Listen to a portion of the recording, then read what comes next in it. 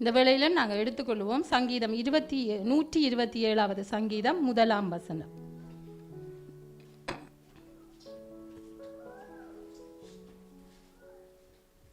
நாங்கள் ஒருமனப்பட்டவர்களாய் வாசிப்போம். 127ஆம் சங்கீதம் 1ஆம் வசனம்.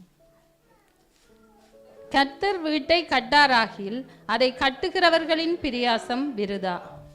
ஆமேன். ஆண்டவரே மை ஸ்தோத்தரிக்கிறோம் அப்பா, மை துதிக்கிறோம். இந்த நாளிலும் கூட கத்தாவே நாங்கள் பெண்களாய் கத்தாவே இந்த நாளிலும் கத்தாவே உமது அந்நியர் தினத்தை ஆண்டவரே உலகம் கொண்டாடுகிற போது கத்தாவே சபையில் இருக்கிற பெண்களுக்கும் கத்தாவே நாங்கள் மதிப்பு கொடுத்து இந்த இடத்துல நீர் என்னை நிற்க வைத்த கிருபைக்காய் உமக்கு நன்றி ஆண்டவரே. அப்பா வார்த்தையோடு பேசுங்க ஆண்டவரே, இடைப்படுங்க, எங்கள் ஒவ்வொருவரையும் உற்சாகப்படுத்துங்க. உமது திருக்கரத்துக்குள்ளாய் தருகிறோம். இந்த சந்தர்ப்பத்தை தந்த மூப்பர்கள் சகோதரர்கள் ஒவ்வொருவருக்கும் உமது நன்றியை ஆண்டவரை தெரிவித்துக் கொள்கிறோம். நீங்க கூட இருங்க தகப்பனே, பேசுங்க, இடைப்படுங்க. உமது நாமம் மாத்திரம் மகிமைப்படும்படியாய் சொபிக்கிறோம். உமது வல்லமை உள்ள கரத்துக்குள்ளாய் முற்றுமுழுக்க ஒப்பு தந்து எல்லாம் வல்ல இயேசு கிறிஸ்துவின் மூலம் சோமணி நிற்கிறோம் எங்கள் ஜீவன் உள்ள நல்ல பிதாவே. ஆமேன் ஆமேன்.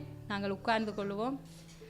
இன்றைய நாளிலும் கூட பெண்கள் அந்நியர் தினமாக இருக்கிறபடியால் அவர்கள் என்ன தெரிவு செய்திருந்தார்கள், யாருக்குமே சொல்ல வேண்டாம் என்று சொல்லியிருந்தார்கள். அப்போ நானும் யாருக்கும் சொல்லவில்லை. விந்தியா சிஸ்டரும் வரும்போது கேட்டிருந்தா இன்றைக்கு யார் வார்த்தை சிஸ்டர்னு நான் எதுவுமே பதில் சொல்லலை, வேறு காரியத்தை கதைச்சிட்டு. அப்போ அப்படியாக தெரிஞ்சவங்களுக்கும் தெரியாமல் இந்த இடத்துல வந்திருக்கிறவங்களுக்கும் நன்றி. ஆண்டவர் இந்த சந்தர்ப்பத்தை தந்தபடியினால் நானும் இந்தவனை ஸ்தோத்தரிக்கிறேன். ஆமேன். இன்றைய நாளிலும் கூட நாங்கள் வாசித்தோம் 127வது சங்கீதம் 1ஆம் வசனம். கர்த்தர் வீட்டை கட்டாராகில் அதை கட்டுகிறவர்களின் பிரியாசம் விருதான்னு சொல்லி. அப்போ நாங்கள் யாரை முன்னிறுத்தி நாங்கள் இந்த தேவனுடைய பிள்ளைகளாய் இருக்கிற நாங்கள் யாரை முன்னிறுத்தி எங்களுடைய குடும்பங்களை நடத்துகிறதா இருக்கட்டும், எங்களுடைய ஒவ்வொரு காரியங்களையும் செய்கிறதா இருக்கட்டும், நாங்கள் யாரை முன்னிறுத்தி நாங்கள் காரியத்தை செய்ய வேணும் என்று சொன்னால் கர்த்தரை முன்னிறுத்தி. அப்படி நாங்கள் கர்த்தரை முன்னிறுத்தி காரியங்களை செய்வோமாயிருந்தால் அவர் எல்லாவற்றையும் வாய்க்க பண்ணி தருவார். அவர் சொல்லுகிறார், எங்களுடைய சுயத்தில் எங்களுடைய பலத்தில் நாங்கள் செய்ய வெளிக்கிடுவோமாயிருந்தால் என்ன சொல்லுகிறார், அந்த பிரியாசம் விருதா என்று சொல்லுகிறார். அப்போ நாங்கள் கர்த்தருடைய பிள்ளைகளாக இருக்கிறோம். நாங்கள் என்ன காரியமாக இருக்கட்டும், பிள்ளைகள் தங்களுடைய முடிவுகளை எடுக்கிறதா இருக்கட்டும், அல்ல குடும்பத்தில் இருக்கிற கணவன் மனைவி தங்களுடைய குடும்ப வாழ்க்கையில் ஒவ்வொரு காரியங்களையும் செய்கிறதா இருக்கட்டும், ஒவ்வொருவரும் நாங்கள் என்ன செய்ய வேண்டும் சொன்னால் கர்த்தரை முன்னிறுத்தி நாங்கள் காரியங்களை செய்வோமாயிருந்தால் எங்களுடைய குடும்ப வாழ்க்கையை தேவன் ஆசீர்வாதமாயும் நாங்கள் எடுக்கிற முயற்சிகள் ஒவ்வொன்றையும் வாய்க்க பண்ணி தருகிறவராயும் இருப்பார் என்று சொல்லி நாங்கள் பார்க்கிறோம். ஒரு சில சமயங்களில் நாங்கள் கர்த்தரை கேட்காம சில காரியங்களை செய்வோம். அதுக்கு பிற்பாடு நாங்கள் உணர்ந்து தேவனிடத்தில் கேட்கிற போது தேவன் எங்களை அதையும் கூட மாற்றி அமைக்கிறவராக இருக்கிறார். ஆனாலும் நாங்கள் அதில் நிறைய கஷ்டங்களை பட வேண்டியதாக இருக்கும். ஆனால் தேவன் எங்களுக்கு இறங்குகிறவராக இருந்து அதுக்கு பதில் கொடுக்கிறவராக இருக்கிறார். ஆனாலும் இந்த இடத்துல நாங்கள் இருக்கிற பிள்ளைகள் எல்லாருமே நாங்கள் தேவனை அறிந்திருக்கிறோம், கர்த்தருக்குள்ளாக ஓடுகிறோம். அப்போ நாங்கள் என்ன செய்ய வேணும் என்று சொன்னால் எங்களுடைய ஒவ்வொரு காரியங்களையும் கர்த்தரை முன்னிறுத்தி செய்கிற போது அவர் எல்லாவற்றையும் வாய்க்க பண்ணுகிறவராக இருக்கிறார் என்று சொல்லி நாங்கள் பார்க்கிறோம். நாங்கள் எடுத்துக்கொள்வோம் நீதிமொழிகள் 14ஆம் அதிகாரம். நீதிமொழிகள் 14ஆம் அதிகாரம் 1ஆம் வசனத்தை நாங்கள் வாசிப்போம். ஸ்திரீ தன் வீட்டை கட்டுகிறாள், புத்தியில்லாத ஸ்திரியோ தன் கையினால் அதை இடித்து போடுகிறாள். ஆமென். இதில் என்ன பார்க்கிறோம் என்று சொன்னால் புத்தியுள்ள ஸ்திரீ தன் வீட்டை கட்டுகிறாள். அப்போ வீட்டை கட்டுகிறதுக்கு அவள் யாரை முன்னிறுத்தி செய்ய வேணும் என்று சொன்னால் தேவனை முன்னிறுத்தி செய்ய வேணும். ஆனால் அவள் எப்படிப்பட்ட ஸ்திரியா இருக்கிறாள் என்றால் புத்தி உள்ள ஸ்திரியா இருக்கிறாள். அப்போ புத்தி உள்ள ஸ்திரீ தன்னுடைய வீட்டை என்ன செய்கிறாள், கட்டுகிறாள். புத்தி இல்லாதவள் உடைத்து போடுகிறாள் என்று சொல்லி. அப்போ புத்தி உள்ள ஞானமுள்ள ஸ்திரியா இருந்தால் இன்றைய நாங்கள் சங்கீத பகுதியிலே முழுவதும் பார்த்தோம். அதில் கூட முழுவதும் பெண்கள் எப்படி புத்தி உள்ளவர்களாக இருக்கிறார்கள் என்று சொல்லி நாங்கள் பார்த்தோம். அப்போ புத்தி உள்ள ஸ்திரியா இருந்து எங்களுடைய குடும்பங்களை நாங்கள் நடத்துகிற போது அந்த வீடு கட்டப்படும். இப்போ கணவன் மனைவியாக இருக்கட்டும், பிள்ளைகளாக இருக்கட்டும், ஒவ்வொருவரும் இணைந்து அவர்கள் செய்கிற தவறுகளாக இருக்கட்டும் அல்லது அவர்கள் செய்கிற ஒவ்வொரு காரியமாக இருக்கட்டும் அதை நாங்கள் அணுகுகிற விதங்கள், நாங்கள் ஞானமாய் அழுகி ஞானமாய் அந்த பிள்ளைகளை அல்லது கணவனை நாங்கள் பெண்களாய் குடும்ப தலைவிகளாய் இருக்கிறோம், நாங்கள் நடத்துகிற போது அந்த வீடு கட்டப்படும் என்று சொல்லி பார்க்கிறோம். புத்தி இல்லாத ஸ்திரீ அதை உடைத்து போடுகிறாள்னு. அப்போ எங்களுக்கு கோபங்கள் வருகிற போது அல்லது நாங்கள் அந்த காரியங்களை குறித்து எங்களுக்கு இருக்கிறதான மாறுபாடான கருத்துக்களின் நிமித்தம் நாங்கள் சில சமயங்களிலே நாங்கள் அதை நாங்கள் எப்படி நாங்கள் அணுகுகிறோமோ அந்த இடத்திலே அது சில வேளை உடைத்து போட வேண்டியதாய் இருக்கும். ஆனால் நாங்கள் ஞானமுள்ள ஸ்திரீகளாய் ஒவ்வொரு பிரச்சனைகளாய் இருக்கட்டும், குடும்பத்தை நடத்துகிற விதமாய் இருக்கட்டும், நாங்கள் அதை ஞானமாய் செய்கிற போது நாங்கள் குடும்பத்தை கட்டி எழுப்ப முடியும். நாங்கள் எங்களுடைய ஆயுள் காலம் முழுவதும் அதை நாங்கள் நேர்த்தியாய் செய்வதற்கு எங்களுக்கு அது பலனளிக்கிறதா இருக்குதுன்னு சொல்லி நாங்கள் பார்ப்போம். அப்போ நாங்கள் வேதத்தில் இருந்து அநேக ஸ்திரீகளை குறித்து நாங்கள் கேட்டிருப்போம் பிரசங்கங்கள். அதனால் நான் இன்றைக்கு ஒரு ஸ்திரியை குறித்து எடுத்திருக்கிறேன். முடிஞ்ச அளவு கேட்காத ஸ்திரியாக இருக்கும் என்று சொல்லி அப்போ நாங்கள் எடுத்துக்கொள்வோம். 1 சாமுவேல் 25ஆம் அதிகாரம் 2ஆம் வசனத்தை பார்ப்போம். நாங்கள் ஞானமுள்ள அல்லது புத்தியுள்ள ஸ்திரி எப்படியாக தன்னுடைய குடும்பத்தை கட்டுகிறாள் என்று சொல்லி நாங்கள் பார்ப்போம். 1 சாமுவேல் 25ஆம் அதிகாரம் 2ஆம் வசனத்திலே இருந்து 6ஆம் வசனம் மட்டும் பார்ப்போம். மக்கோனிலே ஒரு மனுஷன் இருந்தான். அவனுடைய தொழில்துறை கார்மேலில் இருந்தது. அந்த மனுஷன் மகாபாரிய குடிக்காரனாக இருந்தான். அவனுக்கு 3000 ஆடும் 1000 வெள்ளாடும் இருந்தது. அவன் அப்போது கார்மேலில் தன் ஆடுகளை கத்தரித்து கொண்டிருந்தான். அந்த மனுஷனுக்கு நாபால் என்றும் அவன் மனைவிக்கு அபிகாயில் என்றும் பெயர்.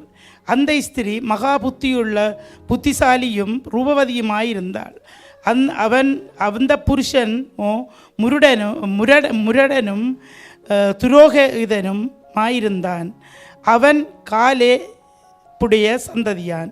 நாபால் தன் ஆடுகளை மயிர்கத்தரிக்கிற செய்தியை வனாந்திரத்தில் இருக்கிற தாவீது கேட்டபோது தாவீது 10 வாலிபரை அழைத்து, நீங்கள் கார்மேலுக்கு போய் நாபாலிடத்தில் சென்று என் பெயரை சொல்லி அவன் சுக செய்தியை விசாரித்து அவனை நோக்கி, நீர் வாழ்க, உமக்கு சமாதானமும் உம்முடைய வீட்டுக்கு சமாதானமும் உமக்குண்டான எல்லாவற்றிற்கும் சமாதானமும் உண்டாவதாக என்று அவனை வாழ்த்தி.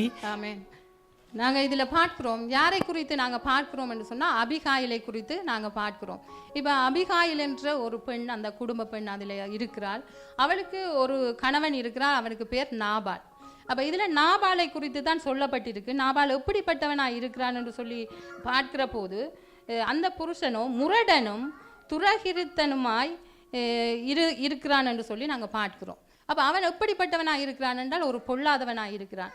அப்போ அந்த நாட்களில் அவன் ஒரு வசதியான நாங்கள் இதில் பார்க்கிறோம் 3000 ஆடுகள் 1000 வெள்ளாடுகள் என்று சொல்லி நாங்கள் பார்க்கிறோம். அப்படி ஒரு செல்வந்தனாய் அவன் இருக்கிறான். அவன் செல்வந்தனாய் இருந்தாலும் அவன் எப்படிப்பட்டவனாய் இருக்கிறான், ஒரு முரடனாய் இருக்கிறான். அப்படிப்பட்டவனுக்கு இந்த அபிகாயில் என்பவள் மனைவியாக இருக்கிறார். ஒரு நாள் நாங்கள் பார்க்கிற போது சவுலுக்கு பயந்து தாவீதும் அவருடைய ஜனங்களும் இந்த கர்மேலுக்கு பக்கத்தில் இருக்கிற ஒரு வனாந்தரத்தில் வந்திருப்பார்கள். அப்போ இந்த கர்மேலில் இருக்கிற போது இந்த நாபாலுடைய ஆடுகளை மேய்க்கிற மேய்ப்பர்கள் அந்த இடத்துல ஆடுகள் மாடுகளை மேய்க்கிறார்கள். அப்படி மேய்க்கிற போது அந்த தாவீதினுடைய அந்த யுத்த வீரர்கள் எல்லாம் இவனுடைய ஆடு மாடுக்கு பாதுகாப்பாய் எந்த ஒரு ஆடு மாடும் காணாமல் போகாமல் எந்த ஒரு களவுகளும் நடக்காமல் அவர்கள் உதவியாக இருந்தார்கள். அந்த காலத்தில் மயிர் கத்தரிப்பதற்காக இந்த நாபால் அந்த இடத்துக்கு போகிறான். அந்த இடத்துக்கு போகிற போது தாவீது ராஜா தன்னுடைய 10 வீரர்களை அனுப்பி என்ன சொல்லுகிறாருன்னா, நீ போய் அவர்களை வாழ்த்தி விட்டு அவருடைய சுக செய்தியை கேட்டு விட்டு நீ எங்களுக்கு ஏதாவது உங்களால் உதவ முடியுமா என்று சொல்லி நீங்கள் கேளுங்க என்று சொல்லி அனுப்பி விடுறதை பார்க்கிறோம். அப்படி வருகிற போதுதான் அவர்கள் இந்த வாழ்த்துதல்களை எல்லாம் சொல்லுகிறார்கள். அப்படி வாழ்த்துதல்களை சொல்லி நீங்கள் ஏதாவது எங்களுக்கு உதவி செய்ய முடியுமா என்று சொல்லி கேட்கிற போது நாங்கள் 10ஆம் 11ஆம் வசனத்தை பார்ப்போம். அவன் என்ன சொல்லுகிறான் என்று சொல்லி, நாபால் தாவீதின் ஊழியக்காரருக்கு பிரதியுத்தரமாக, தாவீது என்பவன் ஜார், ஈசாயின் குமாரன் ஜார், தங்கள் எஜமான்களை விட்டு ஓடிப்போகிற வேலைக்காரர் இந்நாளில் அநேகர் உண்டு. நான் என் அப்பத்தையும் என் தண்ணீரையும் என் ஆடுகளை மயிர் கத்திரிக்கிறவர்களுக்காக நான் அடித்து சமையல் பண்ணுவித்ததை எடுத்து இன்ன இடத்தார் என்று நான் அறியாத மனுஷனுக்கு கொடுப்பேனோ என்றார். அப்ப அவன் எப்படி பதில் சொல்லுகிறான்னு சொன்னா, ஆர் அந்த தாவீது, ஆர் அந்த ஈசாய், இவர் எல்லாம் எனக்கு தெரியாது. நான் எந்த சம்பாத்தியத்தில் உழைத்து நான் எந்த ஆடு மாடு கத்தரிக்கிறவர்களுக்காக சாப்பாடு செய்து கொண்டு வந்திருக்கிறேன். இது எல்லாம் உங்களுக்கு தர முடியாது, நீ போய் சொல்லு, எனக்கு உங்களை எல்லாம் தெரியாது, உங்களை தெரியாத ஆட்களுக்கு நான் எப்படி உதவி செய்ய முடியும் என்று சொல்லி அவர் சொல்லுகிறதை நாங்கள் பார்க்கிறோம். இதுக்கு நாங்கள் 25, 26வது வசனத்தை பார்ப்போம். என் ஆண்டவனாகிய நீர் நாபால் என்னும் இந்த பேலியாளின் மனுஷனை ஒரு பொருட்டாக எண்ண வேண்டாம். அவன் பெயர் எப்படியோ அப்படியே அவனும் இருக்கிறான். அவன் பெயர் நாபால், அவனுக்கு பைத்தியமும் இருக்கிறது. உம்முடைய அடியானாகிய நானோ என் ஆண்டவன் அனுப்பின வாலிபரை காணவில்லை. இப்பொழுது என் ஆண்டவனே, நீர் இரத்தம் சிந்த வரவும் உம்முடைய கை நீதியை சரிக்கட்டவும் கர்த்தர் உமக்கு இடம் கொடுக்கவில்லை என்பதை கர்த்தருடைய ஜீவனை கொண்டும் உம்முடைய ஜீவனை கொண்டும் சொல்லுகிறேன். இப்போதும் உம்முடைய சத்துருக்களும் என் ஆண்டவனுக்கு விரோதமாய் பொல்லாப்பு தேடுகிறவர்களும் நாபாலைப் போல ஆகக்கடவர்கள். இதில் என்ன நாங்கள் பார்க்கிறோம்னு சொன்னால், இப்போ தாவீது ராஜாக்கு அந்த வந்த 10 வாலிபர்களும் போய் சொல்லுகிறார்கள், அந்த நாபால் எங்களுக்கு எதுக்குமே தரமாட்டான்னு சொல்லி.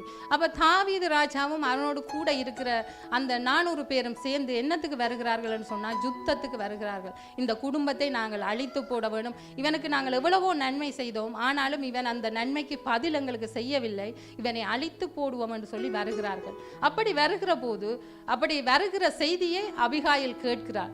அபிகாயில் கேட்டுட்டு என்ன செய்கிறாள்னு சொன்னால், உடனடியாக சாப்பாடுகள் எல்லாத்தையும் தயார் பண்ணி கொண்டு ஓடி போய் தாவீதுக்கு எதிர்கொண்டு போய் தான் இந்த காரியங்களை சொல்லுகிறதை நாங்கள் பார்க்கிறோம். அவனுக்கு கொஞ்சம் பைத்தியமும் இருக்குது, நீர் மன்னிச்சு கொள்ளும், அவன் செய்ததை அப்படி என்று சொல்லி தாவீது ராஜாவுடைய காலில் விழுந்து மன்னிப்பு கேட்டு அந்த இடத்துல அவள் அந்த குடும்பத்தை காப்பாற்றுகிறதை நாங்கள் பார்க்கிறோம். தாவீது ராஜா சொல்லுகிறார், உன்னுடைய அந்த வீட்டில் ஒரு நாயை கூட மிச்சம் வைக்காமல் எல்லாவற்றையும் நாங்கள் கொன்று போடுவோம் என்று சொல்லித்தான் அவர்கள் வெளிக்கிட்டு வருகிறார்கள். ஆனாலும் இந்த அபிகாயில் எதிர்கொண்டு போனதன் நிமித்தம் அந்த இடத்துல அந்த குடும்பம் காப்பாற்றப்படுகிறதை நாங்கள் பார்க்கிறோம். ஆகவே அந்த இடத்துல அபிகாயில் தன்னுடைய புத்திசாலித்தனமாக ஞானமாக நடந்து கொண்டதன் நிமித்தம் அந்த குடும்பம் காப்பாற்றப்படுகிறதை நாங்கள் பார்க்கிறோம். அப்ப நாங்களும் கூட குடும்ப பெண்களாக இருக்கிறோம். சில சமயங்களில் பிள்ளைகள் ஞானம் இல்லாத காரியங்களை செய்யலாம், கணவன் அல்லது ஆண்கள் யாரும் ஞானம் இல்லாத காரியங்களை செய்யலாம். அது குடும்பத்துக்கு ஆபத்தை கூட கொண்டு வருகிறதா இருக்கும். சொல்லில செயல்ல செய்கிற காரியங்கள் ஆபத்தை கொண்டு வருகிறதா இருக்கும். இது நாபால் ஒரு சர்வசாதாரணமாக இந்த விஷயத்தை சொல்லிவிட்டார். ஆனால் இதன் நிமித்தம் அந்த குடும்பத்துக்கே பெரிய ஆபத்து வர இருந்தது. அதுல இருந்து அபிகாயில் காப்பாற்றினார். அப்ப நாங்களும் ஞானமுள்ள பெண்களாய் இருந்து குடும்பத்தில் வருகிற பிரச்சனைகளை நாங்கள் சாதுரியமாய் செய்யங்கொள்ளுகிறவர்களாய் இருக்க வேண்டும். தேவன் தந்த ஞானத்தை பயன்படுத்தி நாங்கள் ஞானமாய் நடந்து கொள்ள வேண்டும். சில இடங்களில் பார்க்குற போது கணவன் சண்டைக்கு போனால் மனைவியும் சேர்ந்து சண்டைக்கு போவார். அப்போ அதனால அந்த அயல்லையோ அல்லது அந்த குடும்பத்திலேயோ பிரச்சனைகள் கூடுதலாக வருகிறதே நாங்கள் பார்க்கிறோம். ஒருவர் கோபப்படுகிற போது ஒருவர் சமாதானப்படுத்தி குடும்பத்தில் பிரச்சனைகள் வருகிற போது அதை நிதானமாய் கையாண்டு அந்த குடும்பத்தை நாங்கள் பாதுகாத்து கொண்டு போக வேண்டியது ஒவ்வொரு புத்திசாலி பெண்களுடைய கடமையாக இருக்குது. அப்போ நாங்கள் என்ன செய்ய வேணும்? புத்திசாலி பெண்களாக இப்போ இருக்கிறவர்களே புத்திசாலி பெண்கள் தான் என்றாலும் சில சமயங்களில் சில காரியங்களில் இன்னும் நாங்கள் புத்திசாலிகளாக நடந்து அந்த குடும்பத்தை இந்த அபிகாயில் மாதிரி நாங்கள் காப்பாற்ற வேணும் என்று சொல்லி நாங்கள் பார்க்கிறோம். அது மட்டுமில்லை, அபிகாயில் இருக்கிற இன்னொரு குணம் என்னன்னு சொல்லி நாங்கள் பார்க்கிற போது இதில் 16, 17 நாங்கள் வாசிப்போம்.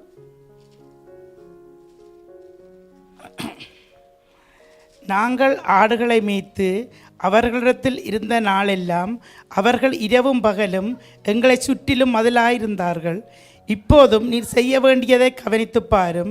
நம்முடைய எஜமான் மேலும் அவருடைய வீட்டார் யாவர் மேலும் நிச்சயமாய் ஒரு பொல்லாப்பும் வருகிறதாயிருக்கிறது. இவரோ ஒருவரும் தம்மோடு பேசக்கூடாதபடிக்கு பேலியாளின் மகனாயிருக்கிறார் என்றான். ஆமென். இதுல இது சொன்னது யாருன்னு சொல்லி பார்க்கிற போது அவருடைய வேலைக்காரர். அப்ப இந்த ஸ்திரீ எப்படிப்பட்டவளா இருக்கிறாள்னு சொன்னால் யாருடைய சொல்லையும் கேட்கிற ஒருதையா இருந்தாள். இப்ப இவர் பணக்காரராக இருக்கலாம், ஒரு அந்தஸ்துள்ளவளா இருந்தாலும் கூட அந்த இடத்துல வேலைக்காரன் தான் வந்து சொல்றான், நீங்க பாரும் அந்த இவர் வந்து நாங்கள் யாரும் சொல்லக்கூடாத பேலியாளின் மகள், அதாவது ஒரு துன்மார்க்கனா இருக்கிறார், நாங்கள் சொல்லுகிற எதையுமே ஒரு கேட்கிற ஆளா இவர் இருக்கேல. ஆனா அந்த ஜனங்கள் எப்படிப்பட்டவர்களாய், அந்த தாவீதும் அந்த அவரோடு இருந்த ஜனங்களும் எப்படிப்பட்டவர்களாய் இருந்தார்கள் என்றால் எங்களுக்கு பாதுகாப்பாய் அரணாய் எல்லாம் இருந்தார்கள். எனக்கு அவர் சொல்லுகிறார், ஒரு ஆபத்து வரப்போது என்று நான் நினைக்கிறேன், நீர் சொல்லுகிறதை கேளும் என்று சொல்லி அந்த இடத்துல அபிகாயிலுக்கு சொல்லுகிறதை நாங்கள் பார்க்கிறோம். அப்ப அபிகாயில் அந்த ஊழியக்காரனுடைய சொல்லை கேட்டு அவள் செயல்படுகிறாள். அப்ப நாங்களும் கூட சில நேரத்தில் எங்களுக்கு ஒருவர் சொல்ல வரும்போது நாங்கள் அவருடைய தகுதியை நாங்கள் பார்ப்போம். ஒன்றில் வந்து எங்களை விட வயசு கூடினவர் சொல்ல வேணும் என்று சொல்லி நாங்கள் பார்ப்போம், அல்லது அவர் சொல்லுகிற சொல்லு நாங்கள் ஏற்றுக்கொள்ள வேணும் என்றால் அவர் ஒரு தரமான ஆளாக இருக்கணும் என்று யோசிப்போம். ஆனால் இதில் என்ன நாங்கள் பார்க்க வேண்டும் என்று சொன்னால், யார் சொன்னாலும், சிறுவர்கள் சொல்லட்டும், முதியவர்கள் சொல்லட்டும், அல்லது எங்களோடு கூட நெருக்கமாய் பழகாத நபர்கள் சொல்லட்டும், ஆனால் யார் சொன்னாலும் சொல்லுகிற காரியம் நல்ல காரியமாக இருந்தால் நாங்கள் அதை ஏற்றுக்கொண்டு நாங்கள் செயல்பட வேண்டியவர்களாய் இருக்கிறோம். நாங்கள் முரட்டாட்டம் பிடித்து இல்லை நீ யார் சொல்லுகிற, இந்த இடத்துல அபிகாயில் நீ யார் சொல்லுகிறதுக்கு, என்னுடைய கணவன் சொல்லி இருந்தால் சரியா இருக்கும், அல்லது அவர் விரட்டும், அப்படி என்றெல்லாம் அவள் நினைக்கல. அந்த ஊழியக்காரன் சொல்லுகிற சொல்லை கேட்டு அந்த இடத்துல தகுதி அந்தஸ்தையெல்லாம் பார்க்காமல் அந்த இடத்துல காரியத்தை செய்ததன் நிமித்தம் குடும்பத்தை காப்பாற்றினாள். அது மாத்திரமல்ல, இலகுவாய் அவள் மற்றவர்கள் அணுகக்கூடிய ஒருவராய் இருந்தாள்.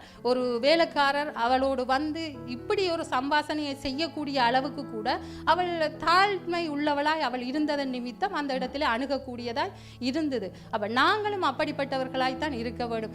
என்ன மற்றவர்கள் எங்களோடு அணுகக்கூடியவர்களாய், சில நேரம் பார்க்கிற போது சில பேரை பார்க்கிற போது அவர்கள் ஒரு முறாளான ஆக்களாக இருப்பார்கள், ஆனால் கதைத்து பார்க்கிற போது அவர்கள் அன்பானவர்களாக இருப்பார்கள். அப்ப நாங்கள் அவர்கள் கதைக்கக்கூடிய ஒரு இலகுவான ஆக்களாக இருக்க வேண்டும். அதே நேரத்தில் நாங்கள் பார்க்கிறோம், யார் சொல்லுகிறார்கள் என்றது இல்லை, சொல்லுகிற விஷயம் நல்ல விஷயமா நாங்கள் அதை ஏற்றுக்கொள்ளக்கூடியவர்களாய் இருக்க வேண்டும் என்று சொல்லி நாங்கள் பார்க்கிறோம். அது இதில் நாங்கள் பார்க்கிறோம், அவள் எல்லாருடைய சொல்லையும் ஏற்றுக்கொள்ளுகிறவளாய் இருக்கிறாள் என்று சொல்லி நாங்கள் பார்க்கிறோம். அடுத்து நாங்கள் பார்ப்போம் 29வது 30வது வசனத்தை பார்ப்போம். உம்மை துன்பப்படுத்தவும் உம்முடைய பிராணனை வாங்க வகை தேடவும் ஒரு மனுஷன் எழும்பினாலும் என் ஆண்டவனுடைய ஆத்துமா உம்முடைய தேவனாகிய கத்தரின் ஆதரவில் இருக்கிற ஜீவனுள்ளோருடைய கட்டிலே கட்டப்பட்டிருக்கும். உம்முடைய சத்துருக்களின் ஆத்துமாக்களோ கவனில் வைத்து எறிந்தாற்போல் எறியப்பட்டு போகும். கர்த்தர் உம்மை குறித்து சொன்ன நன்மையின்படி எல்லாம் இனி என் ஆண்டவனுக்கு செய்து இஸ்ரவேலுக்கு அதிபதியாக உம்மை நியமிக்கும் போது. ஆமென். இதில் நாங்கள் என்ன பார்க்கிறோம்னு சொன்னால், அவளுக்கு வந்து நாட்டு விஷயம் தெரிந்திருக்குது. என்ன, தாவீது ராஜாவை பற்றி அவள் அறிந்திருக்கிறாள். இப்போ நாங்கள் நாவால போய் கேட்கிற போது என்ன சொல்லுகிறாள் என்று சொன்னால், யார் ஈசாயின் மகனார், தாவீது யார் எனக்கு தெரியாது என்று சொல்லுகிறார். ஆனால் இந்த இடத்துல அவள் சொல்லுகிற விஷயத்தை நாங்கள் பார்க்கிற போது அவள் என்ன சொல்லுகிறாள் என்று சொன்னால், உம்மை துன்பப்படுத்தவும் உம்முடைய பிராணனையும் வாங்க தேடவும் ஒரு மனுஷன் எழும்பினால் என் ஆண்டவனுடைய ஆத்துமா உம்முடைய தேவனாகிய கர்த்தரின் ஆதரவில் இருக்கிறது என்று சொல்லி, அப்போ அவருடைய பிராணனை வாங்க ஒரு ஆள் தேடுகிறார், துன்பப்படுத்துகிறார் ஒரு ஆள் என்று சொல்லி அவள் அறிந்திருக்கிறார். சவுல் தாவீதை துரத்துகிறார் என்கிற விஷயத்தை அவர் அறிந்திருக்கிறதை நாங்கள் பார்க்கிறோம். அது மாத்திரமல்ல, உம்முடைய சத்துருக்களின் ஆத்துமாக்களோ கவனிலே வைத்து எறியப்படும் என்று சொல்லி அவள் சொல்லுகிறத நிமித்தம் தாவீது கோலியாத்தினுடைய அந்த யுத்தத்தை குறித்து அவள் அறிந்திருக்கிறாள் என்று சொல்லி நாங்கள் பார்க்கிறோம்.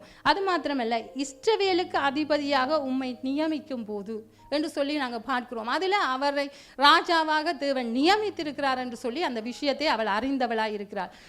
நாங்கள் பார்க்கிறோம், எங்களுடைய வாழ்க்கையில் நாங்கள் பார்க்கிற போது நாங்களும் ஒரு நாட்டில் என்ன நடக்குது, இப்போத்தைய நாட்டு நிலைமை என்ன நடக்குது, வீட்டில் என்ன நடக்குது என்று சொல்லி நாங்கள் தெரிந்திருக்கிறவர்களாக இருக்க வேண்டும். நாங்கள் பார்க்கிறோம், எங்களுடைய சகோதரர்களை நாங்கள் பார்த்தோம் என்றால் சில நேரம் வீட்டில் என்ன நடக்குன்னு அவர்களுக்கு தெரியாது. பிள்ளை எந்த வகுப்பு படிக்குது அல்லது என்ன வீட்டில் தேவை அது இதுன்னு நீங்கள் கேட்டு பார்த்தீங்களா எத்தனை பேர் முழுசுவார்கள். இல்லை ஒரு பெண்களுடைய பிறந்த நாள் தினத்தை கேட்டால் கூட இப்போ அது இணைப்பில் போடுறபடியாக சில பல ஞாபகமாக இருக்கும். ஆனால் அதை கேட்டால் கூட அவர்கள் என்ன செய்ய மாட்டார்கள், சொல்ல மாட்டார்கள். ஆனால் இந்த ஸ்திரீ என்ன செய்திருக்கிறாள், தாவீதை குறித்து அறிந்து வைத்திருக்கிறாள், அந்த நாட்டினுடைய விஷயத்தை அறிந்து வைத்திருக்கிறாள், குடும்பத்தை நடத்துகிற அந்த பாங்கை அவள் அறிந்து வைத்திருக்கிறாள் என்று சொல்லி நாங்கள் பார்க்கிறோம். ஆகவே நாங்களும் கூட அப்படியான சூழ்நிலைகளை நாங்கள் அறிந்து வைத்திருக்கணும். குடும்பத்தில் என்ன நடக்குது, வேதத்தில் என்ன சொல்லி இருக்குது, இந்த காலகட்டத்தில் என்ன இந்த உலகத்தில் நடக்குது, நாங்கள் என்னென்ன காரியங்களுக்கு நாங்கள் ஆயத்தப்பட வேணும், அப்படியான விஷயங்களை எல்லாம் நாங்கள் பெண்களாக இருக்கிற நாங்கள் அறிந்திருக்க வேணும். நாங்கள் அறிகிறது மாத்திரமல்ல, எங்களோடு இருக்கிற பிள்ளைகளாக இருக்கட்டும் அல்லது கணவனாக இருக்கட்டும், நாங்கள் அவர்களையெல்லாம் அந்த வழியில் வழி நடத்துகிறவர்களாயும் நாங்கள் இருக்க வேணும். அப்படி என்றால் தான் நாங்கள் புத்திசாலியான பெண்களாக இருப்போம். ஆகவே நாங்கள் புத்திசாலியாக நாங்கள் செயல்படுவோம். நாட்டில் வீட்டில் நடக்கிற விஷயங்களை நாங்கள் கவனமாய் எல்லாம் நிதானித்து ஒழுங்கான முறையில் நாங்கள் வழி நடத்துகிறவர்களாய் நாங்கள் இருப்போம். நாங்கள் பார்ப்போம் 36, 37 வசனத்தை நாங்கள் பார்ப்போம். அபிகாயில் நாவாலிடத்தில் வந்தபோது இதோ ராஜ விருந்துக்கு ஒப்பான விருந்து அவன் வீட்டிலே நடந்தது. அவன் இருதயம் களித்திருந்தது, அவன் மிகவும் வெறித்தும் இருந்தான். ஆகையால் பொழுது விடிய மட்டும் சிறிய காரியமானாலும் பெரிய காரியமானாலும் ஒன்றையும் அவனுக்கு அறிவிக்கவில்லை. பொழுது விடிந்து நாபாலின் வெறி தெளிந்த பின்பு அவன் மனைவி இந்த வர்த்தமானங்களை அவனுக்கு அறிவித்தாள். அப்போது அவன் இருதயம் அவனுக்குள்ளே செத்து அவன் கல்லை போலானான். இதில் நாங்கள் என்ன காரியத்தை நாங்கள் பார்க்கிறோம் என்றால், ஏற்ற வேளைகளில் பேசுகிற ஒரு தன்மையை அந்த அபிகாயில் அறிந்து இருந்தாள்னு சொல்லி நாங்கள் பார்க்கிறோம். இவள் தாவீது ராஜாட்ட போய் எல்லாம் மன்னிப்பு கேட்டுட்டு வந்து வீட்டை பார்க்குற போது வீட்டு சூழ்நிலை வித்தியாசமாக இருக்குது. ஆனால் வித்தியாசமாக இருந்தாலும் அவள் என்ன செய்தாள்னு சொன்னால், இரவு மட்டும் சொல்லாமல் விடிய அந்த காரியத்தை சொன்னாள். இப்போ நாங்கள் அந்த அபிகாயில் இடத்துல எங்களை வச்சு நாங்கள் பார்ப்போம். இப்போ ஆர் செய்த பிள்ளைக்காக, நாபால் செய்த பிள்ளைக்காக இந்த அபிகாயில் போய் தாவீதினுடைய காலில் எல்லாம் விழுந்து எவ்வளவோ மன்னிப்பு கேட்டு அவனை கொல்ல வேண்டாம், அந்த வீட்டை அவன் அப்படிப்பட்டவனா இருக்கிறான், எங்களுக்கு மன்னிப்பு தாங்கன்ற எல்லாம் கேட்டு மன்னிப்பு கேட்டு இந்த இடத்துல வருகிற போது அவர் என்ன செய்கிறார், ஆட்டுக்கால் சூப்பு எல்லாம் செய்து நல்ல இறைச்சிகள் எல்லாம் காய்ச்சி குடித்தனமாய் அந்த இடத்துல அவர் கும்மாளமாய் இருக்கிற போது நாங்கள் என்ன செய்வோம், அதில் அவள் என்ன செய்தால் போய் தூங்கிட்டாள். அடுத்த நாள் சொல்லுவோம் இவற்ற சூழ்நிலை சரி வராதுண்டு. இப்போ எங்களை எடுத்துக்கொண்டால் நாங்கள் எப்படி நாங்கள் பார்ப்போம், அது நாங்கள் சொல்லக்கூடாது, எங்களுடைய கணவன்மார் எங்களை அந்த இடத்துல வச்சு பார்க்கலாம் நாங்கள் எல்லாம் என்ன மாதிரி இருப்போம். இப்படி அபிகாயில் மாதிரி போய் தூங்கிட்டு அடுத்த நாள் சொல்லுவோமாண்டு. அப்போ இந்த இடத்துல என்ன பார்க்கிறோம் என்றால், அவள் ஏற்ற வேளைகளில் பேசுகிறவளாய் அவள் இருக்கிறாள். அதே மாதிரி இன்னொரு காரியத்தை நாங்கள் பார்ப்போம். 1 சாமுவேல் 1 அதிகாரம் 14 வசனத்திலையும் பார்ப்போம். 1 சாமுவேல் 1:14 14-15. அதனாலே குப்பை இல்லை பாருங்க. 1 சாமுவேல்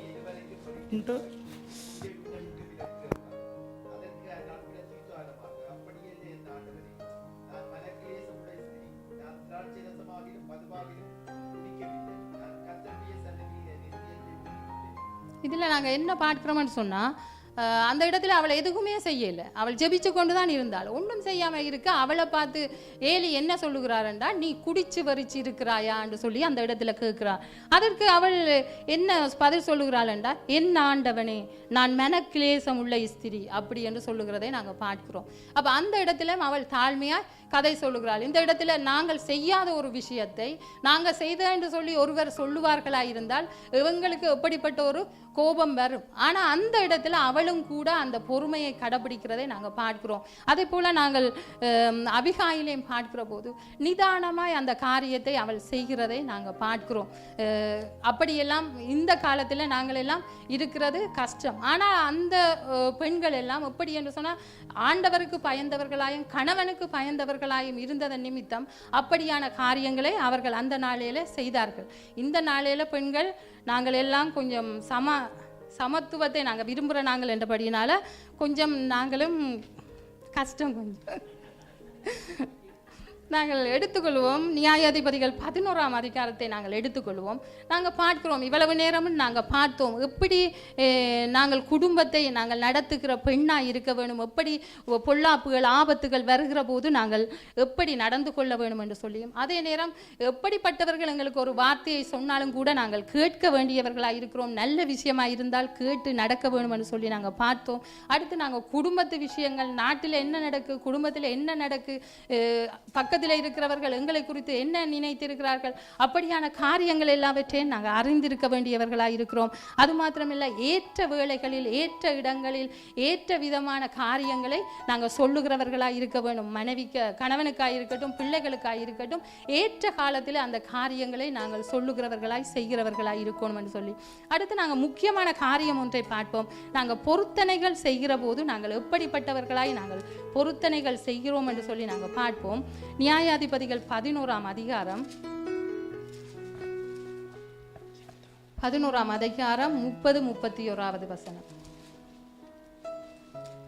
அப்பொழுது ஜெப்தா கர்த்தருக்கு ஒரு பொருத்தனையை பண்ணி, தேவரீர் அம்மோன் புத்திரரை என் கையில் ஒப்பு கொடுத்தால் நான் அம்மோன் புத்திரரிடத்தில் இருந்து சமாதானத்தோடு திரும்பி வரும்போது என் வீட்டு வாசல்படியில் இருந்து எனக்கு எதிர்கொண்டு வருவது எதுவோ அது கர்த்தருக்கு உரியதாகும், அதை சர்வாங்க தகன பலியாய் செலுத்துவேன் என்றான். இதில் நாங்கள் பார்க்கிறோம், அது என்ன சொல்லுகிறார், என்ன பொருத்தனைகளை செய்கிறார் என்று சொன்னால், நான் இந்த யுத்தத்தில் இருந்து வருகிற போது எனக்கு என் வீட்டில் இருந்து எது எதிர்கொண்டு வருகிறதோ அதை நான் உமக்கு பலியாக செலுத்துவேன் என்று சொல்லி அவர் பொருத்தனை பண்ணுகிறார். ஆண்டவர் பொருத்தனைகளை விரும்புகிறவரான்னு சொன்னா இல்லை, ஆண்டவர் பொருத்தனைகளை எங்களிடத்தில் கேட்கறதில்லை. நாங்கள் அவரிடத்தை ஜெபித்து ஒவ்வொரு காரியங்களை கேட்கிற போது அவர் அதை வாய்க்க பண்ணுகிறவராக இருக்கிறார். ஆனாலும் கூட நாங்கள் என்ன செய்கிறோம் என்று சொன்னால், எங்களுக்கு இது அதி சீக்கிரமாய் கிடைக்க வேணும், அல்லது என்னென்று சொன்னால் நாங்கள் வளர்ந்து வந்த விதங்கள் எல்லாம் அப்படித்தான், அங்கெல்லாம் பொருத்தனை செய்து தான் நாங்கள் வளர்ந்து வந்தோம். அதனால் நாங்கள் இந்த இடத்துல பொருத்தனை செய்வதை நாங்கள் இலகுவாக எடுத்துக்கொள்கிறோம். அதனால் நாங்கள் பொருத்தனை பண்ணுகிறோம். நீர் இதை செய்தால் நாம் இதை செய்வோம். இப்போ படிக்கிற பிள்ளைகள் எல்லாம் ஜெபிக்கிறார்களோ தெரியாது, ஆண்டவரே நீர் இதில் பாஸ் பண்ண வச்சா நான் உமக்கு தொடர்ந்து வேதம் வாசிக்கிறேன், தொடர்ந்து ஜெபிக்கிறேன், இப்படியெல்லாம் அவர்கள் பொருத்தனைகள் பண்ணலாம். அதே மாதிரி நாங்களும் குடும்பத்தில் ஒரு காரியம் கிடைக்க வேண்டும் என்றால், ஆண்டவரே நீர் இதை செய்தீரென்றால் நான் உமக்கு வாழ்நாள் பூரா உங்களோட சிகிச்சைக்கு போவேன் அல்லது ஊழியம் செய்வேன், இப்படியான பொருத்தனைகளை நாங்கள் பண்ணுகிறவர்களாக இருக்கிறோம். இவரும் எது முன்னுக்கு வருகிறதோ அதை தருவேன் என்று சொல்லி அவர் பொருத்தனை பண்ணினார். ஆனால் அவருக்கு முன்னுக்கு வந்தது என்ன என்று சொல்லி நாங்கள் பார்க்கிற போது நாங்கள் 34-35 பார்ப்போம். ஜெப்தா மிஸ்பாவில் இருக்கிற தன் வீட்டுக்கு வருகிற போது இதோ அவன் குமாரத்தி தம்பூரு வாசித்து நடனம் செய்து அவனுக்கு எதிர்கொண்டு வந்தாள். அவள் அவனுக்கு ஒரே பிள்ளையானவள். அவளையல்லாமல் அவனுக்கு குமாரனும் இல்லை, குமாரத்தியும் இல்லை. அவன் அவளை கண்டவுடனே தன் வஸ்திரங்களை கிழித்து கொண்டு, ஐயோ என் மகளே, என்னை மிகவும் மனமடியவும் கலங்கவும் பண்ணுகிறாய். நான் கர்த்தரை நோக்கி என் வாயை திறந்து சொல்லிவிட்டேன், அதை நான் மாற்றக்கூடாதே என்றான். இப்போ நாங்கள் பார்க்கிறோம், அவர் ஜெப்தா வருகிற போது என்ன முன்னுக்கு வருது என்றால், அவருக்கு ஒரே ஒரு மகள் இருந்தால் அந்த மகள் தான் முன்னுக்கு வருகிறாள். இப்போ இவர் என்ன சொல்லிவிட்டார், பொருத்தனை சொல்லிவிட்டார். அப்போ இவர் அந்த பொருத்தனையை என்ன செய்ய வேணும், நிறைவேற்ற வேணும். இதனாலே அவர் தன்னுடைய வஸ்திரத்தை கிழித்து அவர் அந்த இடத்துல துக்கப்படுறதை நாங்கள் பார்க்கிறோம். இவர் முன்பும் வெளியில போய் வந்திருக்கலாம், சில வேளை அப்படி போய் வருகிற போது அவருக்கு முன்னாலே ஒரு ஆடு மாடோ ஒரு மிருகமோ வந்திருக்கலாம். அதை அப்போ அவர் யோசிப்பார், ஓகே ஆடு மாடு வந்தால் நான் அதை பலியிடலாம் என்று சொல்லி அவர் யோசிச்சிருக்கலாம். ஆனா இந்த இடத்துல அவர் அப்படி பொருத்தனை பண்ணி போட்டு வருகிற போது அந்த இடத்துல குமாரத்தி வருகிறதை நாங்கள் பார்க்கிறோம். நாங்கள் பொருத்தனை பண்ணினா தேவன் அந்த பொருத்தனையில எப்படிப்பட்டவராக இருக்கிறார் என்று சொல்லி நாங்கள் பார்ப்போம். எண்ணாகமம் 32 நாங்கள் பார்ப்போம். அவர் பொருத்தனை பண்ணினா என்ன செய்கிற தேவன் என்று பார்ப்போம்.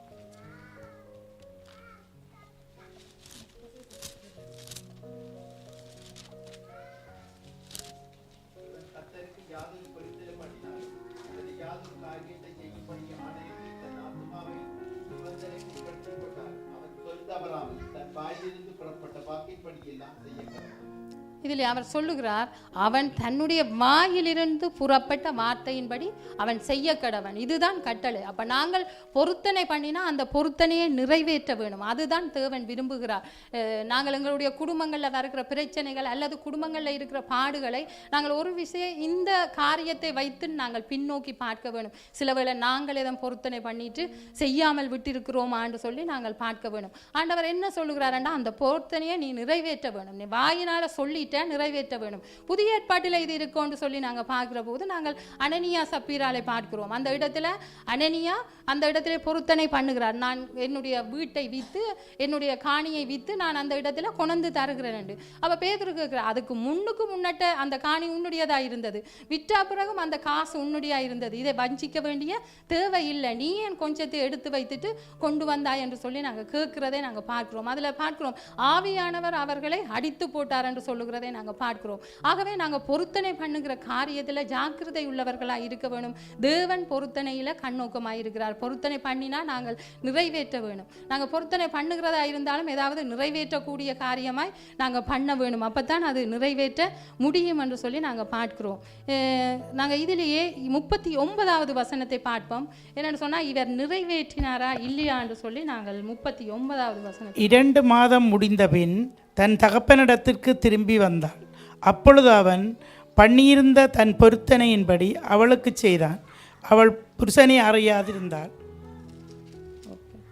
இதுதான் 11 நியாயாதிபதிகள் 39 அறிந்தாள் என்று சொல்லி நாங்கள் பார்க்கிறோம். அப்போ இவன் எப்படிப்பட்ட பொருத்தனையை நிறைவேற்றினார் என்று சொல்லி இதில் சொல்லப்படவில்லை. என்ன இதில் சொல்லப்படுகிறது என்று சொல்லி நாங்கள் பார்க்கிற போது வாசித்த வசனத்தை இருக்க திரும்ப வாசிங்க. 39. 2 மாதம் முடிந்த பின்பு தன் தகப்பனிடத்துக்கு திரும்பி வந்தாள். அப்பொழுது அவன் பண்ணியிருந்த தன் பொருத்தனையின் படியே அவளுக்கு செய்தாள். அவள் புருஷனை அறியாதிருந்தாள் என்று சொல்லி நாங்கள் பார்க்கிறோம். கீழே இவ்வளவுதான் அந்த பொருத்தனையை பற்றி கொடுக்கப்பட்டிருக்கு. இப்போ இந்த பொருத்தனை எப்படிப்பட்ட பொருத்தனை என்று சொல்லி பார்க்கிற போது நரபலி. அப்போ தேவன் நரபலியை விரும்புகிறவரா என்று சொல்லி பார்க்கிற போது நாங்கள் எடுத்துக்கொள்வோம். உபாகமம் 18:9 பார்ப்போம். ஒரு ஆள் சங்கீதம் 106, 31, 37, 38 எடுங்க. உபாகமம் 18. உன் தேவனாகிய கர்த்தர் உனக்கு கொடுக்கும் தேசத்தில் நீ போய் சேரும்போது அந்த ஜாதிகள் செய்யும் அருவருப்புகளின்படி செய்ய கற்றுக்கொள்ள வேண்டாம். அதானே? அடுத்ததை மாசங்க. அதான் தன் மகனையாவது தன் மகளையாவது தீக்கட பண்ணுகிறவனும் குறி சொல்லுகிறவனும் நாள் பார்க்கிறவனும் அஞ்சனம் பார்க்கிறவனும் சூனியக்காரனும் மந்திரவாதியும் சுண்ணத்துக்காரனும் மாயவித்தக்காரனும் செத்தவர்களிடத்தில் குறி கேட்கிறவனும் உங்களுக்குள்ளே இருக்க வேண்டாம். இதில் என்ன சொல்லுகிறாருன்னு சொன்னால், நீங்கள் எந்த இடத்துக்கு போகிறீங்களோ அந்த இடத்துல இருக்கிற அவங்களுடைய பழக்க வழக்கத்தை பழக வேண்டாம். நீங்கள் பிள்ளைகளை குறி கேட்கிறது அல்லது தீக்கடக்க பண்ணுகிறது இப்படியான காரியங்களை நீங்கள் செய்ய வேண்டாம். இது எனக்கு அருவருப்பானது என்று சொல்லி தேவன் சொல்லுகிறார். அதே போல் சங்கீதம் 106, 37, 38 பார்ப்போம்.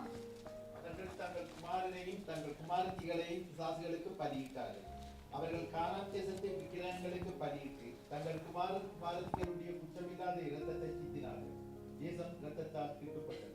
இதில் நாங்கள் பார்க்கிறோம், அவர்கள் கானான் தேசத்து முறைமையின்படி குமாரர்களையும் குமாரத்திகளையும் அவர்கள் பிசாசுக்கு பலியிட்டதன் நிமித்தம் என்ன செய்கிறார்கள் என்றால் தேசத்தை தீட்டுப்படுத்தினார்கள். அப்போ தேவனுக்கு இது பிரியமான்னு சொன்னால் இல்லை.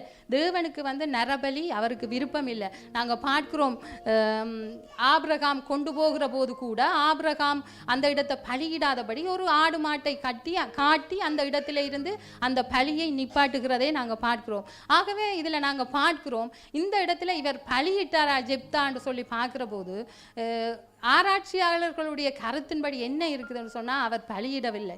ஏனென்று சொன்னால் அந்த இடத்துல நாங்கள் பார்க்கிறோம் சர்வாங்க தகன பலியாய் அவன் ஒப்பு கொடுத்தான் என்று சொல்லி நாங்கள் பார்க்கிறோம். தன்னுடைய பிள்ளையை வந்து தேவாலயத்தில் வாழ்நாள் பூரா தேவனுக்காக பணிவிடை செய்யும்படியாக அந்த இடத்துல ஒப்பு கொடுத்தார்கள் என்று சொல்லி ஆராய்ச்சியாளர்கள் சொல்லுகிறார்கள். ஏனென்று சொன்னால் இதில் கூட முடிவாய் சொல்லப்படவில்லை பலி செலுத்தினார்கள் என்று. அப்படி அவன் பலி செலுத்தி இருப்பானாயிருந்தால் அவன் வந்து நாங்கள் பார்க்கிறோம் விசுவாச பட்டியலில் அவனுடைய பெயர் வருகிறது. அப்போ தேவனுக்கு பிரியமில்லாத நரபலியை அவர் செலுத்தி இருப்பாராயிருந்தால் அந்த விசுவாச பட்டியலில் வர முடியாது. ஆகவே நான் இந்த கருத்தை நானே ஏற்றுக்கொள்கிறேன். என்று சொன்னால் அவர் வந்து வாழ்நாள் பூரா தன்னுடைய மகளை வந்து தேவனுடைய ஆலயத்தில் பணிவிடை செய்யும்படி அவர் ஒப்பு கொடுத்தார் என்று சொல்லி இதில் நாங்கள் பார்க்க வந்த காரியம் என்னென்னு சொன்னால் நாங்கள் பொருத்தனைகளை குறித்து தான் நாங்கள் பார்க்கிறோம். பொருத்தனை நாங்கள் பண்ணினா தேவனுக்கு செலுத்த வேணும். தேவன் அந்த பொருத்தனைகளில் கண்ணோக்கமாக இருக்கிறார். நாங்கள் புதிய ஏற்பாட்டிலேயே இருக்கட்டும் பழைய ஏற்பாட்டிலேயே இருக்கட்டும் நாங்கள் பார்க்கிறோம் பொருத்தனைகளினால அவர்கள் அந்த இடத்தில் இறந்து போனதை கூட நாங்கள் பார்க்கிறோம். ஆகவே நாங்கள் பொருத்தனை செய்கிற போது தேவனுக்கு பிரியமான ஏற்ற பொருத்தனைகளாய் நாங்கள் செய்ய வேணும். அதை நாங்கள் நிறைவேற்றுகிறவர்களாய் நாங்கள் இருக்க வேணும். இந்த காலத்து பிள்ளைகளை கொண்டு ஜெப்தா பண்ணின மாதிரி பொருத்தனை பண்ணினா நாங்கள் தான் போய் எங்கட தலையை கொடுக்க வேணும். அந்த இடத்துல அந்த பிள்ளை நான் போய் கன்னிகளோட நான் அந்த துக்க நாளை கொண்டாடி விட்டு வாரனெல்லாம் சொல்லுகிறதை நாங்கள் பார்க்கிறோம். ஆகவே நாங்கள் பொருத்தனைகள் பண்ணுகிற போது நாங்கள் ஜாக்கிரதையாக இருக்க வேணும். நாங்கள் பிள்ளைகளை குறித்து இந்த நேரத்திலே நாங்கள் பார்ப்போம். எபேசியர் 6ஆம் அதிகாரம் 1-3 மட்டும் பார்ப்போம்.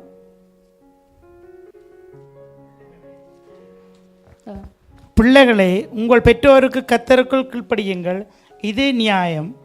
உனக்கு நன்மை உண்டாயிருப்பதற்கும் உனக்கு நன்மை உண்டாயிருப்பதற்கும் பூமியிலே உன் வாழ்நாள் நீடித்திருப்பதற்கும் உன் தகப்பனையும் உன் தாயையும் கனம் பண்ணுவாயாக என்பதே வாக்கு தத்தமுள்ள முதலாம் கற்பனையாக இருக்கிறது. ஆமென். இதில் நாங்கள் என்ன பார்க்கிறோம்? பிள்ளைகளே உங்கள் பெற்றோருக்கு கீழ்ப்படிஞ்சிருங்க. அப்போ பிள்ளைகளுக்கு என்ன இதண்டா பெற்றோருக்கு கீழ்ப்படிஞ்சிருக்க வேணும். இப்போ எங்களுடைய அம்மா அப்பா இருக்கலாம் அல்லது வயது முதிர்ந்தவர்களுடைய அம்மா அப்பாவாக இருக்கலாம். அவர்கள் படித்த ஞானமோ எந்த ஒரு உலக ஞானமோ இருக்காது. ஒரு தடியை வச்சுக்கொண்டு சுற்றி கொண்டு திரிவார்கள். ஆனால் அந்த பிள்ளைகள் பெற்றோர் என்ற ஒரு கீழ்ப்படிவு அவர்களுக்கு இருந்தது.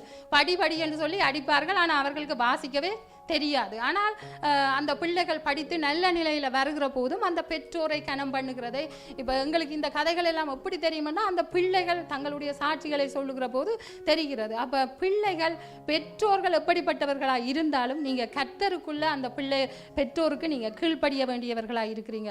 அது மாத்திரமல்ல, நீங்கள் வாழுகிற இந்த பூமியில் உங்களுக்கு நன்மை வர வேணுமா, ஆசீர்வாதம் வர வேணுமா, அல்லது உங்களுடைய வாழ்நாள் நீடிச்சிருக்க வேணுமா, எல்லாத்துக்கும் நீங்கள் செய்ய வேண்டிய ஒன்றே ஒன்று தான் உங்களுடைய தாயையும் தகப்பனையும் கனம் பண்ணுகிறது தான் அந்த காரியம். அப்போ நீங்கள் ஆசீர்வாதமாக சந்தோஷமாக சமாதானமாக இருக்க வேணும்னு சொன்னால் நீங்கள் பெற்றோரை கனம் பண்ணுகிறவர்களாக இருக்க வேணும்னு சொல்லி நாங்கள் பார்க்கிறோம். அதே போல் நாங்கள் நீதிமொழிகள் 6ஆம் அதிகாரத்தில் 20ஆம் வசனத்தை பார்ப்போம்.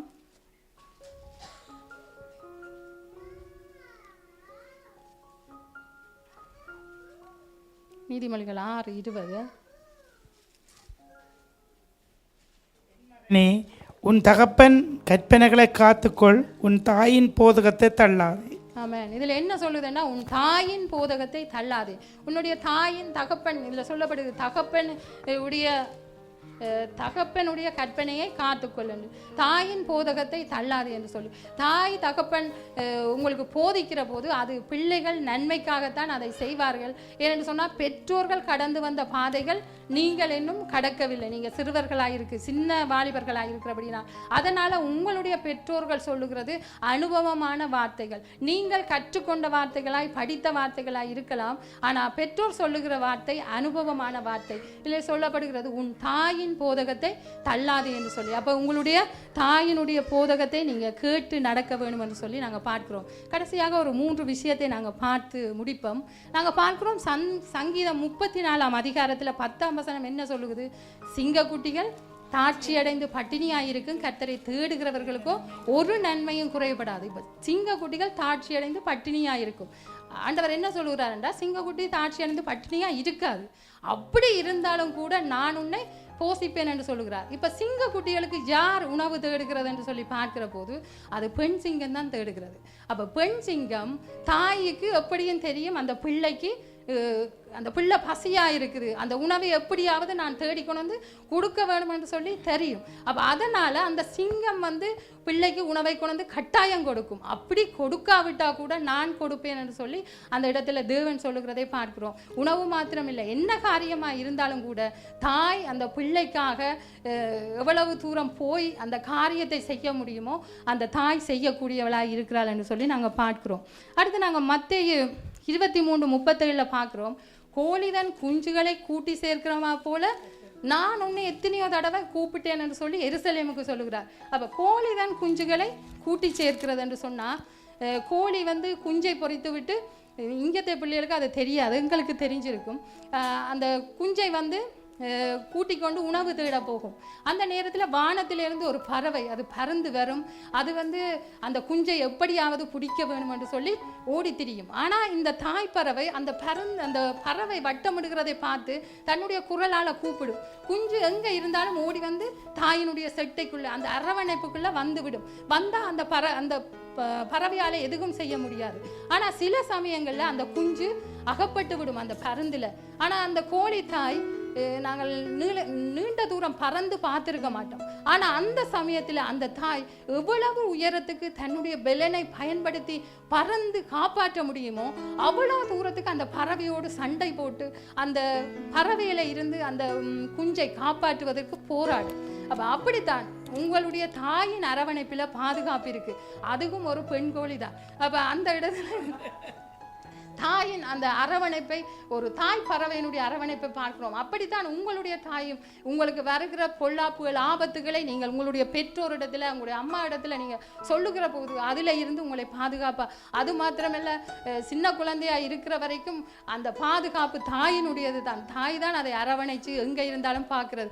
அப்பா எங்கேயோ பார்த்து கொண்டிருப்பார், சில வேளை போனை பார்த்து கொண்டிருப்பார், டிவியை பார்த்து கொண்டிருப்பார். ஆனால் அம்மா என்னத்தை பார்த்தாலும் கவனம் பிள்ளையின் மேலே தான் இருக்கும். அப்படியாக பாதுகாக்கிறது என்று சொல்லி நாங்கள் பார்க்கிறோம். இன்னொரு வசனத்தை பார்ப்போம். யாத்ராமம் 19:4 பார்க்கிறோம். என்னத்தை பார்க்கிறோம் என்று சொன்னால், கழுகு சுமந்து வந்தது போல நான் உங்களை சுமந்து வந்திருக்கிறேன் என்று சொல்லி ஆண்டவர் சொல்லுகிறார்.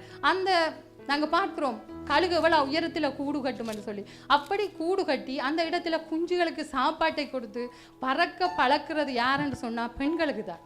அப்போ அந்த இடத்துலையும் கூட தேவன் உதாரணமாக காட்டின எல்லா பறவைகளுமே அநேகம் பெண்களாய் இருக்கிறார்கள். உண்மையில அந்த கழுகு உணவை கொடுத்து அதை பாதுகாத்து பறக்க பழகி அது விழுகிற போது தன்னுடைய செட்டையை விரித்து அதிலே அதை பாதுகாத்து நீண்ட தூரம் ஓடினாலும் கூட அது களைப்படைந்து விடும். அதனால் அதனுடைய செட்டையில் வைத்து சுமந்து இப்படியான பாதுகாப்பை செய்கிறதும் அந்த கழுகுதான் என்று சொல்லி நாங்கள் பார்க்கிறோம். அதுவும் ஒரு பெண் கழுகு என்று சொல்லி. அதே போல் நாங்கள் ஏசாயா 49:15 பார்க்கிறோம். தாய் தன் பாலகனை மறந்தாலும் ஆண் மறக்க மாட்டேன் என்று சொல்லி. அப்படியாக தாய் தன் பாலகனை குழந்தையை மறக்காது. அப்படி மறந்தாலும் நான் மறக்க மாட்டேன் என்று கர்த்தர் சொல்லுகிறார். தன்னையும் ஒரு தாயை போல கொண்டு வந்து அந்த இடத்துல தாய் மறந்தாலும் நான் உங்களை மறக்க மாட்டேன் என்று சொல்லுகிறார். அதே போல ஏசாயா 66:13 சொல்லுகிறார், தாய் போல எங்களை தேற்றுகிறவராயிருக்கிறார். தாய் எப்படி எங்களை அரவணைத்து ஆதரிப்பாரோ அதை போல தேவனும் எங்களை ஆதரிப்பார் என்று சொல்லி. இப்போ சிறு குழந்தையாக இருந்தால் தாய் வந்து ஆற்றி தேற்ற வேண்டிய அவசியம் இல்லை. போய் கட்டி பிடிச்சு ஒரு அணைச்சு கொண்டாலே அந்த பிள்ளை தன்னுடைய கவலைகள் தன்னுடைய அழுகை எல்லாவற்றையுமே நிறுத்திவிடும். அப்படியாக தேவனும் எங்களோடு கூட இருந்து எங்களை அரவணைத்து வழிநடத்த அவர் போதுமானவராயிருக்கிறார். ஆகவே இன்றைய பெண்கள் தினத்தில் தேவன் தாமே பெண்களை இன்னும் பலப்படுத்தி புத்தியுள்ள ஸ்திரிகளாய் நாங்கள் இன்னுமாய் எழுந்து தேவனுக்குள்ள ஓடுவதற்கு தேவன் எங்களை கிருபை பாராட்டுவார். கணவன்மாராய் இருக்கட்டும், பிள்ளைகளாய் இருக்கட்டும், எல்லாரையும் ஞானமாய் வழிநடத்தி நாங்கள் கொண்டு ஓடுவோம். தேவனுடைய ராஜ்யத்துக்கு நாங்கள் சென்று சேர்க்கிற பிள்ளைகளாய் நாங்கள் இருப்போம். ஆமென்.